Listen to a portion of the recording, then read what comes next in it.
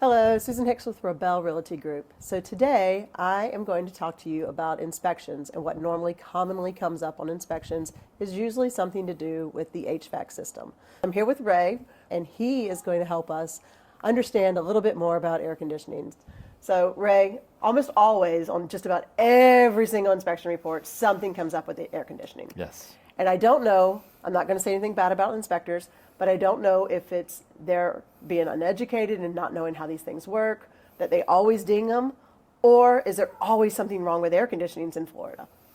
Yes. All right. So what is a red flag on that inspection that a buyer should look for? So let's back up on the inspectors. Sometimes inspectors get a bad rap 100%. because they're expected to know everything about everything all the time, and it's impossible. Right. The reason why we have trades is because it's really hard to cross over. It's hard to know everything about the plumbing or the air conditioning or the electrical or the roof or the landscaping or anything in the house. So what an inspector really is doing is looking at the obvious.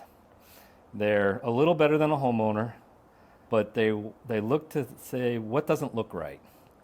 Most of the time when an inspector writes it up, it's more cosmetic than anything else. They'll write up, it's dirty, or temperature doesn't seem to be satisfying, or thermostat doesn't seem to be operating.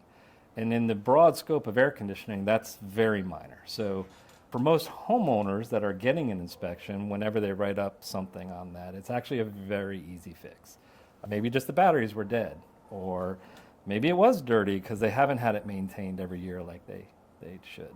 An inspector won't catch that the compressor is failing, or that the coil has a leak, or that the refrigerant levels are low. They're not even allowed to touch it, to even have that type of level.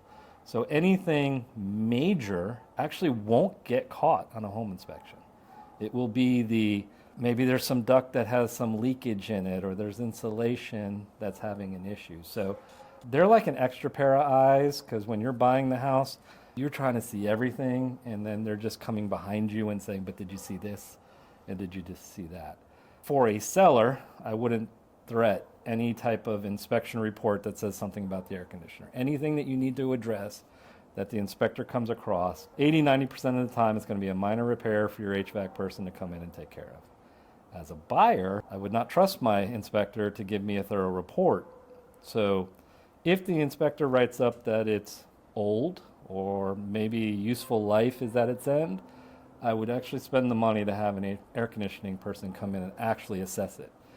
Because it may be working now, but the compressor is weak, or the fan motor is overamping, or the refrigerants are low, and as soon as that hot day or that cold day comes through, and it actually won't work. So in that sense, between a buyer and a seller, there's a real difference in who I want looking at it. Right. If I'm a seller, I do not want a professional HVAC guy to come look at it.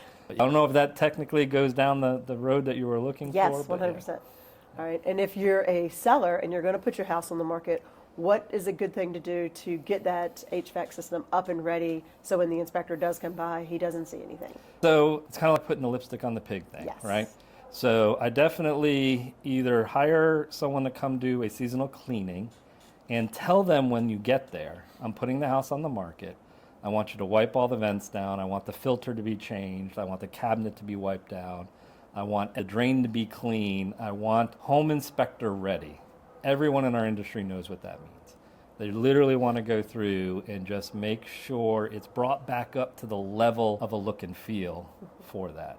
They'll also tell you at the time, in addition to we got it this, your compressor's bad, or your fan motor's bad, or that the inspector won't catch, but you as the homeowner are going to know that if a savvy buyer comes in and hires us to come do that inspection, you may have to replace the system. Right. It's always nice to have that good heads up. It is. Right. In addition on the system replacement, a lot of people know, well, next year we're going to sell, or maybe in 2 years from now we're going to sell. If you got a 10, 12, 15-year-old system, the inspector's going to write it up. He's going to write it up as past its useful life. It may work great, but he's going to write it up. Right. So now you have to decide. Most buyers, if you're in a buyer's market, they're going to force you to upgrade, or at least set money aside or something like that. So the question for you is, change it out now and at least get the benefit for the 12, 14, 18 months, or put a brand new system in for the person that's buying your home. Right. And then Either way, either one's fine, but you just have to understand that you're going to be putting in a new system. all right. And then the final question is, I always have this question, the clean out valve, a cap of bleach or a cap of ammonia?